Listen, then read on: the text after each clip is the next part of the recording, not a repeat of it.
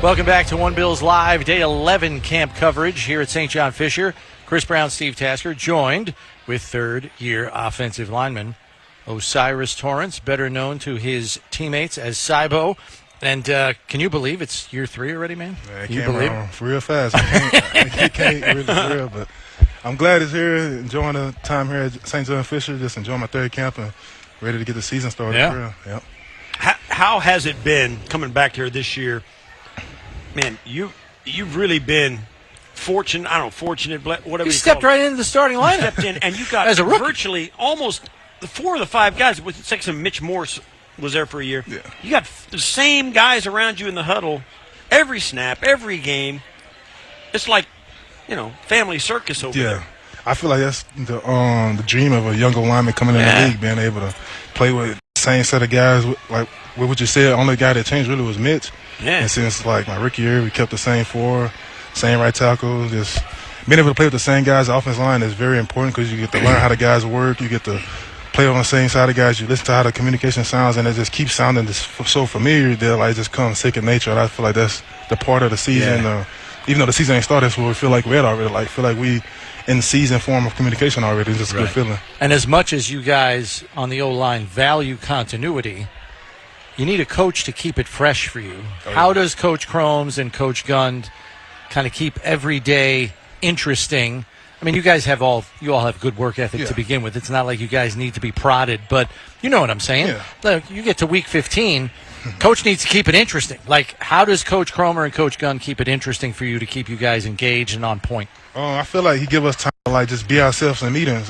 It's not always straight just football to figure out who we block. Sometimes we just sit in there, we talk before the meeting gets started. It's a give and take. Yeah, so it's a give and take. I mean, when we lock in, it's time to go. We locked in for sure, but I feel like he give us time to let us be ourselves. Even when we out on the field blocking and things like that, it's not like he's coaching just everybody the same way. He's letting us all block our own individual ways, and I feel like that keeps it interesting for offensive linemen because we're doing the same thing every play. We don't got a receiver. They have a slant route, go route. We just blocking the same different guys, just different ways almost. So it's to keep it interesting, he let us be able to be ourselves and handle the plays how we handle them, but also block how we naturally block the best. He just coaches up on that. I feel like that. Give me an idea of 2 years ago was your rookie year. You've learned a lot, obviously. How does the whole offense, particularly you guys up front, what changes year to year? Because we always talk about continuity. It's the same 5 guys, and you never miss a snap and all that.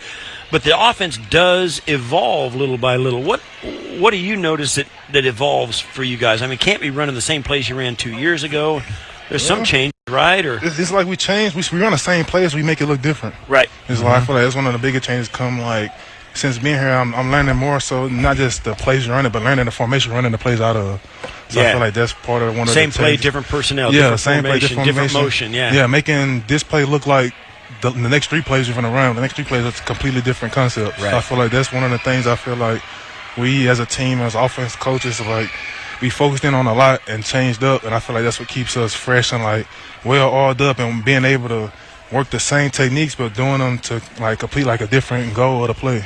How happy are you as an O-lineman? Because since Joe Brady has taken over play calling, down the stretch in 23, you guys were a 52% run team. Last year, you're a 51% run team. Not to say that you don't have a great anchor on you when you got to back up. Yeah. And not that you take the run game for granted, but it seems like something you guys feel comfortable leaning on. Yeah, I feel like it's definitely something we like to fall into when the game gets tough. And it's also it's a good feeling knowing we got Josh back there, but it's even better feeling when you got an MVP quarterback, but we can take a lot off his shoulders knowing we can run and get this 2nd and 7 instead of him having to draw back and throw it. I feel like that. Being able to do that takes the pressure off the coach, the quarterback, the receivers. I feel like being able just as an offensive line, because we always out there, we're always putting our imprint on the game, and once we're able to get the runner ball and actually change the trajectory of the D lineman and where we going, I feel like that definitely takes us a load off the other guys in the back who probably doing a little bit more or who feel like they need to make the play. Because I know as a quarterback you can probably feel like you got to make the play because the ball is in your hands every time. So I feel like with us being able to do that definitely takes the load off the offense as a whole and just put more on our back. And that's what we want because, we're always out there. We're always helping guys up, blocking, things like this. So we can take on more load. I feel like as offensive line, Yes. willing to do that. Well, I was noticing when I went back and watched some of the games from a year ago, not all the time, but every once in a while, it's a second and 12 or a second and 13, and they're still handing it off. So during the game, you're into it. You say, all right, that's the play. We're going to run the play. But when you go back and watch it on film the next day and you're recapping the game, Like, it's like dang, Joe's calling run on second and here we 13. go. That's what's the conversation among you guys looking at each other going, they're going to hand it off again. Let's go. What's that conversation like when you see the offensive coordinator doing that? I feel like when we call a play and he's second and long and he call a run play, I feel like he knows when to hit. Yeah. So it just give me confidence. Like, they calling this run play. It's usually Doing it for a a reason. second and short play. So like, It's not just faith in you. It's he knows what I they're feel like doing. he got to Yeah. see something that's either setting us up this play for the next one, or he sees on this play over here where it's like they just subbed We're going to this. snap it off. They just subbed in a new D lineman or a new linebacker who don't like to tackle or something. I feel like it's always kind of that sense of urgency. But also, it's like when we feel like we been running a play that's real good and he called it, I mean, he needs us to run it real good again. Like, we've been doing good with mid-zone all game, so now it's second and long. He called it mid-zone because we've been doing good at it, so we just need 4 or 5, and I feel like we can always get on 4 or 5 with certain run plays. So. Right. I know that fans hear it all the time that you guys got to take care of your bodies, but I don't think they know some of the details of that. And I was talking to you about it when you came over here and you're like, I need a towel because water is just pouring out of your body because of your exertion rate. And, you basically told me in a given practice you could lose 7 to 10 pounds of water weight, and you got to get that back in you before the next practice, right? Because then you run the risk of pulling something, having a cramp, something like that. Maybe just walk us through what you have to do between practices to be ready for the next one. I just use my free time to push as much fluid as I can. For me, being offensive lineman, I start off with just my hydrating. Like, I feel like I gotta stay hydrated as best I can because I sweat a lot, like you said. But even soon we finish, I get in the cold tub, let my body like kind of shock and like reset. Then I kind of chill. Then I go. I would like to work out right after practice. We have workout opportunities right now, or it's usually like today's defense day, so I don't got to. But usually work out right now after meetings at the end of the day. But I like to flush my body out right after practice, so I give it time to chill, take a cold shower, let my body rest. Then between meetings, I'm steady just drinking water. Yeah, and so it's you're talking, and to put 7 to 10 pounds of water weight back in you, you're talking what, a gallon or two At that least. you have to drink before the next. Like, think about that. Think about 2 milk cartons, gallons of water. 2 gallons, you guys got it down in 24 hours. Yeah, to make it easier, you got to walk around with like one of the big. Yeah, just carrying it You everywhere. got to walk around with like a gallon or something to make it easier. If there's room, you got to fill it. Yeah, unless you just walk around with 6 or 7 little water bottles. That's amazing. Yeah, I think my recovery really starts right after practice. I just start drinking as much fluid as I can. I kind of get that replenish process started early so I can kind of get my body flushed out before like night meetings and stuff like that come, because I like to get treatment and stuff at night once we're doing walkthroughs. So there you go. Most important thing for me is make sure I don't cramp up and drink as much water and get that salt back in. So this is the next to last practice. We've got one more practice here before we head back. Camp's not over, but training camp at St. John Fisher is going to be over tomorrow.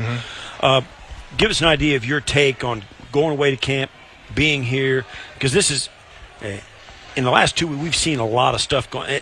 Everything's different now, right? I mean, you got 2 weeks of practice under your belt, and you go out in pads now. Let's go. And give us an idea of how this camp has been and what you're looking forward to in the next couple of weeks before the season starts. It's definitely been a grind. I feel like coming in this camp, I knew what to expect, but it still hit just as hard as it did my first year. So coming into it, you just know, like, the first few days is like you kind of taking the training wheels off, you're getting back into it, no pads. Then once we get on pads, it's like that's when the days really start stacking day after day after day. We get an off day after every 2 or 3 days, but the off days go by real fast. Once you hit 12 o'clock, you might just start getting ready for the next day. And that's 12 p.m. So I feel like even though it's been two weeks in, it happened fast. And I feel like once you get in pads, it goes even faster. But for the next part of the season, for the part of the training camp, we go back to Buffalo. It's kind of like switching almost to game mode, but not just yet. Like, we're still in preseason. You still like got to make cuts and stuff. I know that's probably one of the toughest parts of the year. Right. But it's like you're just kind of getting your body and your mind set more so right. Because I feel like at this point your body is as in shape as you can get it from just practicing against each other.